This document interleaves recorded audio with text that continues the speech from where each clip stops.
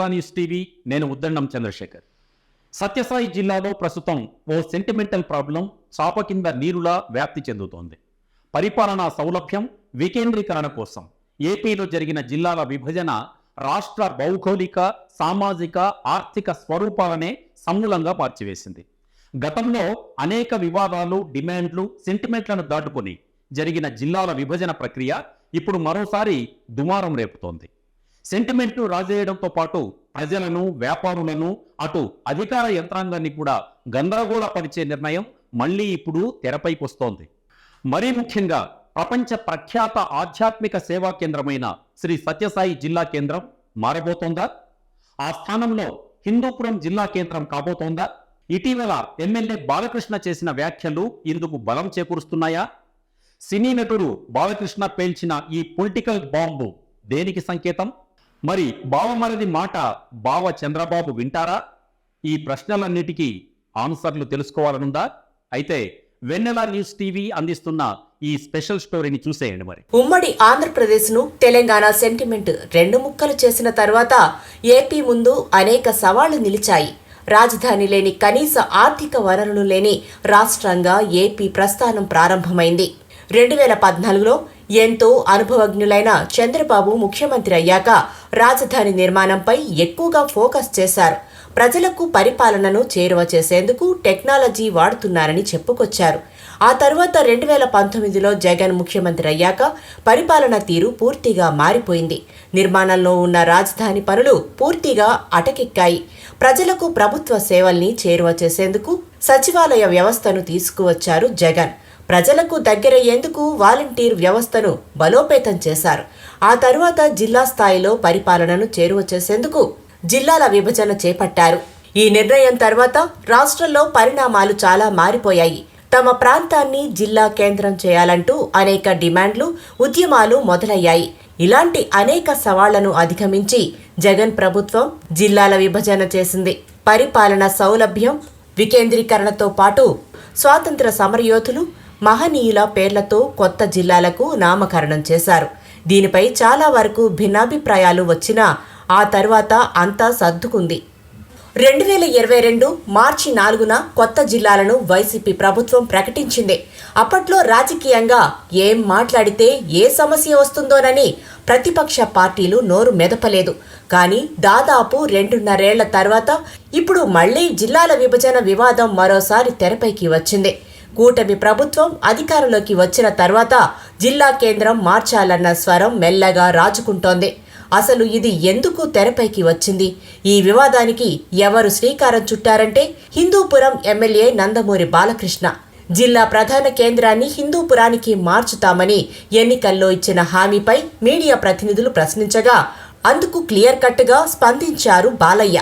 జిల్లాకు సత్యసాయి పేరే ఉంటుందని, అయితే జిల్లా కేంద్రం మాత్రం హిందూపురం చేయాలన్న ప్రతిపాదనను ముఖ్యమంత్రి దృష్టికి తీసుకువెళ్లామని ఎమ్మెల్యే చెప్పారు. సీఎం ఏ నిర్ణయం తీసుకున్నా కట్టుబడి ఉంటామని ఆయన వ్యాఖ్యానించారు. దీంతో జిల్లా కేంద్రం మార్పు అంశంపై సర్వత్రా చర్చ జరుగుతోంది. శ్రీ సత్యసాయి జిల్లా కేంద్రం పుట్టపర్తి కాకుండా హిందూపురానికి మార్చుతారని, పేరు మాత్రం శ్రీ సత్యసాయి జిల్లాగానే ఉంటుందని ప్రచారం సాగుతుండటంతో పుట్టపర్తి, ఆ పరిసర నియోజకవర్గాల ప్రజల్లో ఆందోళన వ్యక్తమవుతోంది. ప్రధానంగా పుట్టపర్తి భగవాన్ సత్యసాయి భక్తుల్లోనూ స్థానిక ప్రజల్లోనూ ఆందోళన నెలకొని ఉండగా హిందూపురంతో పాటు మడకశిర తదితర ప్రాంతాల ప్రజల్లో మాత్రం కొత్త ఆశలు చిగురిస్తున్నాయి. వాస్తవంగా ఉమ్మడి అనంతపురం జిల్లాకు చాలా ఘనమైన చరిత్ర ఉంది. ఆధ్యాత్మిక, చారిత్రాత్మక విశేషాలకు ఈ ప్రాంతం నెలవు. అంతేకాకుండా విస్తీర్ణ పరంగా కూడా ఉమ్మడి ఏపీ రాష్ట్రంలోనే ఇది అతిపెద్ద జిల్లా. అలాంటి జిల్లాను 8 నియోజకవర్గాలతో అనంతపురం జిల్లాగాను, 6 నియోజకవర్గాలతో శ్రీ సత్యసాయి జిల్లాగాను విభజించారు. శ్రీ సత్యసాయి బాబా ప్రపంచ వ్యాప్తంగా చేపట్టిన సేవా కార్యక్రమాలు ఆధ్యాత్మిక స్ఫూర్తిని రగిలించడంతో అంతర్జాతీయ స్థాయిలో భౌతికంగా ఆ మహనీయుడు మన మధ్య లేకపోయినా భక్తులు నేటికి అత్యంత పవిత్రంగా ఆరాధిస్తున్నారు. అందుకే స్థానిక ప్రజలతో పాటు వందలాది దేశాల భక్తులు కలియుగ దైవంగా భావించే శ్రీ సత్యసాయి బాబా పేరిట ప్రత్యేక జిల్లాను ఏర్పాటు చేశారు. వాస్తవంగా పుట్టపర్తిని జిల్లా కేంద్రంగా ఏర్పాటు చేసే క్రమంలో చాలా ఉద్యమాలు నడిచాయి. ఓవైపు హిందూపురాన్ని జిల్లా కేంద్రం చేయాలని, ఇంకోవైపు పుట్టపర్తిని జిల్లా కేంద్రం చేయాలని చాలా డిమాండ్లు వచ్చాయి. అప్పట్లో మా ప్రాంతానికి ఒక చరిత్ర ఉందని, విశిష్టత ఉందని ఎవరికి వారు తమ వారిని వినిపించారు. ఈ నేపథ్యంలో పుట్టపర్తి అయితే జిల్లాలోని 6 నియోజకవర్గాలకు అనుకూలంగా మధ్యలో ఉన్నందున జిల్లా కేంద్రంగా గత వైసీపీ ప్రభుత్వం 2022 మార్చి 4న ప్రకటించింది. అప్పటి వైసీపీ పుట్టపర్తి ఎమ్మెల్యే దుద్దుకుంట శ్రీధర్ రెడ్డి జిల్లాలోని మెజార్టీ ఎమ్మెల్యేలతో సంతకాలు సేకరించి అప్పటి ముఖ్యమంత్రి వైఎస్ జగన్ కు సమర్పించారు. దీంతో అన్ని విధాలా ఆలోచించి పుట్టపర్తి కేంద్రంగా జిల్లా ఏర్పాటు జరిగింది. అంతేగాక ఈ ప్రాంతంలోని పలు రాజకీయ ప్రజా సంఘాల నాయకులు, యువత జిల్లా సాధన కోసం ర్యాలీలు, సంతకాలు సేకరణ, ఉద్యమాలు చేపట్టారు. ముఖ్యంగా పుట్టపర్తిలో జిల్లాకు కావాల్సిన అన్ని మౌలిక వసతులు ఉన్నాయి. జిల్లా ఏర్పాటుతో వెనుకబడిన ఈ ప్రాంతం అభివృద్ధి చెందుతుందని ప్రజలు భావించారు. జిల్లా ఏర్పాటు కావడంతో ఇక్కడ రియల్ ఎస్టేట్ వ్యాపారం ఊపందుకుంది. పలువురు బిల్డర్లు కోట్ల రూపాయలతో భవన నిర్మాణాలు చేపట్టారు. అన్ని వర్గాల ప్రజలు పుట్టపర్తి పరిసరాల్లో భూములు కొనుగోలు చేశారు. ఈ నేపథ్యంలో జిల్లా కేంద్రం మార్పు అనే అంశంపై ప్రజల్లో భిన్నాభిప్రాయాలు వ్యక్తమవుతున్నాయి. ముఖ్యంగా పుట్టపర్తి విషయానికి వస్తే ఇది ఒక ప్రపంచ ఆధ్యాత్మిక కేంద్రం.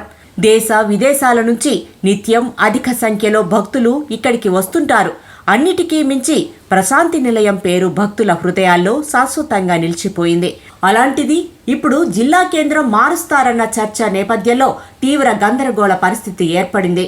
పైగా జిల్లా ఏర్పడి 2.5 ఏళ్లు కావస్తున్నా కలెక్టర్, ఎస్పీలతో సహా ఏ కార్యాలయానికి సొంత భవనాలు లేవు. కొన్ని శాఖలకు అసలు కార్యాలయాలే లేవు. హోటళ్లలోనూ చెట్ల కింద పాలనా వ్యవహారాలను సాగించాల్సిన దుస్థితి దాపురించిందని కొన్ని శాఖల అధికారులు, సిబ్బంది వాపోతున్నారు.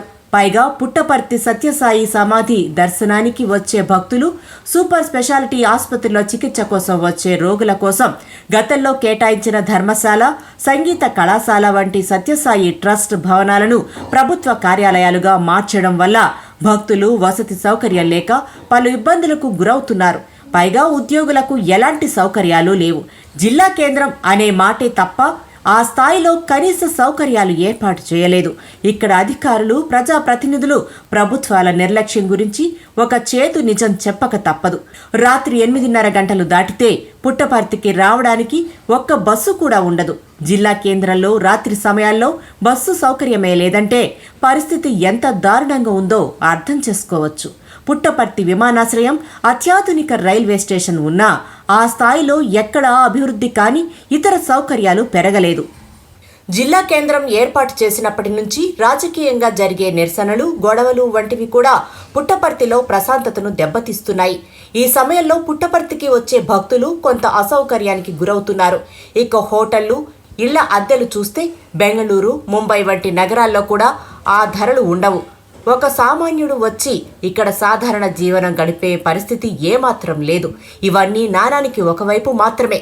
ఇంకోవైపు చూస్తే చాలా అంశాలు ఉన్నాయి. పుట్టపర్తి జిల్లా కేంద్రం అన్నది ఇప్పటికే ప్రజల మనసుల్లో బాగా నాటుకుపోయింది. ఇప్పుడు ఉన్న పలంగా డిస్ట్రిక్ట్ హెడ్ క్వార్టర్ను హిందూపురానికి మారిస్తే చాలా సమస్యలు ఎదురయ్యే అవకాశం ఉంది. ముఖ్యంగా ఈ ప్రాంతంలో సత్యసాయి భక్తుల సెంటిమెంటుతో కూడా ఉద్యమం రాజుక్కునే అవకాశం లేకపోలేదు. మరోవైపు చాలా మంది వందల కోట్ల రూపాయలు పెట్టి భూములు కొనుగోలు చేశారు. రియల్ ఎస్టేట్ పేరుతో కోట్లు కుమ్మరించారు. ఈ సమయంలో జిల్లా కేంద్రం మార్పు జరిగితే కొన్ని వందల మంది జీవితాలు తలకిందులయ్యే పరిస్థితి నెలకొంది. అయితే జిల్లా కేంద్రం మార్పుపై సత్యసాయి సెంట్రల్ ట్రస్ట్ ఇప్పటి వరకు తమ అభిప్రాయాన్ని ఎక్కడా ఏ విధంగానూ వ్యక్తపరచలేదు.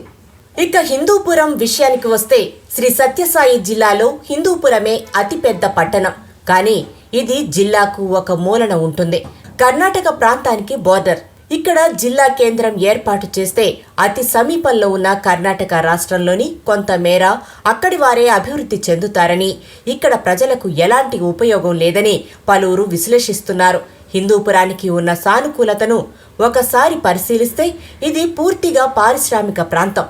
చాలా మందికి ఉపాధి లభించే అవకాశం ఉంటుంది. పారిశ్రామికంగా మరింత అభివృద్ధి చెందే అవకాశం ఉంది.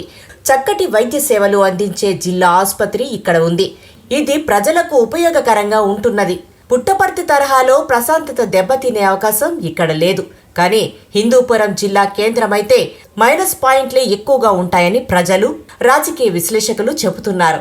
ఇది జిల్లాలోని ఇతర నియోజకవర్గాల వారికి ఏమాత్రం సౌకర్యవంతం కాదని చెబుతున్నారు. ఉదాహరణకు ధర్మవరం నియోజకవర్గంలో తాడిమర్రి మండలం, ముదిగుబ్బ మండల వాసులు హిందూపురం రావాలంటే ఖచ్చితంగా ఇది చాలా వ్యయ ప్రయాసలతో కూడుకున్న విషయం. అలాగే కదిరిలోని తలపుల, తనకల్లు వంటి ప్రాంతాల వారిది ఇదే పరిస్థితి. ఇక అన్నిటికంటే మేజర్ సమస్య తాగునీరు. హిందూపురం ప్రజలు గత కొన్ని దశాబ్దాలుగా తాగునీటి సమస్యతో ఇబ్బంది పడుతున్నారు. జిల్లా కేంద్రం అయిందంటే ఇక తాగునీటి కొరత మరింత తీవ్రమయ్యే ప్రమాదం ఉంది. యుద్ధ ప్రాతిపదికన ఇక్కడ ప్రత్యేకంగా నీటి కేటాయింపులు చేయాల్సి ఉంటుంది. హిందూపురం జిల్లా కేంద్రం అయ్యిందంటే నీటితో పాటు ఇక్కడ ప్రధానంగా ఎదురయ్యే ప్రధానమైన సమస్య భూమి. ఇప్పటికిప్పుడు జిల్లా కేంద్రం అయితే ప్రభుత్వ కార్యాలయాలకు భవనాల కొరత ఏర్పడుతుంది. ఇక్కడ భూమి కొనుగోలు చేసి నిర్మాణాలు చేపట్టే పరిస్థితిలో ప్రభుత్వం లేదు. పుట్టపర్తిలో విశాలమైన భూములు, అలాగే రెడీమేడ్గా సత్యసాయి సెంట్రల్ ట్రస్ట్ భవనాలు అందుబాటులో ఉన్నాయి. కానీ హిందూపురంలో అలాంటి పరిస్థితి లేదు. పురంలో ఇప్పటికే రియల్ ఎస్టేట్ బాగా పీక్స్లో ఉంది. ఇప్పుడు అక్కడ ఎవరైనా ఒక ఉద్యోగి కానీ సామాన్యుడి కానీ నివాసం ఉండడానికి చాలా భారమే అవుతుంది. ఇవన్నీ హిందూపురానికి ప్రధానమైన ప్రతికూలతలుగా ఉన్నాయి. పైగా శ్రీ సత్యసాయి జిల్లా కేంద్రం మారుస్తూ ప్రభుత్వం నిర్ణయం తీసుకుంటే ప్రజా ఉద్యమం తప్పదు. ముఖ్యంగా పుట్టపర్తిని ఎప్పటి నుంచో జిల్లా చేయాలన్న డిమాండ్ ఉన్న పెనుకొండ ప్రాంతాల్లో ఉద్యమాలు ఖచ్చితంగా వస్తాయి. ఇది కేవలం జిల్లా పరిధిలో వచ్చే సమస్యలు మాత్రమే. కానీ ఇప్పటికే రాష్ట్రం అనేక సమస్యలతో సతమతమవుతోంది. ఇలాంటి సమయంలో జిల్లా మార్పు అనే అంశం సున్నితమైనది. మరి తేనె తుట్టెను కదిలిస్తే ఎంత ప్రమాదమో ప్రత్యేకంగా చెప్పాల్సిన పని లేదు. హిందూపురం ఎమ్మెల్యే బాలకృష్ణ ప్రస్తుతం కూటమి ప్రభుత్వంలో చాలా కీలకమైన వ్యక్తి. పైగా ఎన్టీఆర్ కుమారుడు. చంద్రబాబుకు స్వయానా బావమరిది. ఇప్పటి వరకు బాలకృష్ణ అడిగింది ఏదీ కాదనలేదు. అలాగని ఇప్పుడు బాలయ్య కోరినట్లుగా హిందూపురాన్ని జిల్లా కేంద్రం చేయడానికి సీఎం చంద్రబాబు ఒప్పుకుంటారా? ఒకవేళ అదే జరిగితే ఎదురయ్యే సమస్యల్ని ప్రభుత్వం తట్టుకునే పరిస్థితుల్లో ఉందా? ఈ ప్రశ్నలకు కాలమే సమాధానం చెప్పాలి.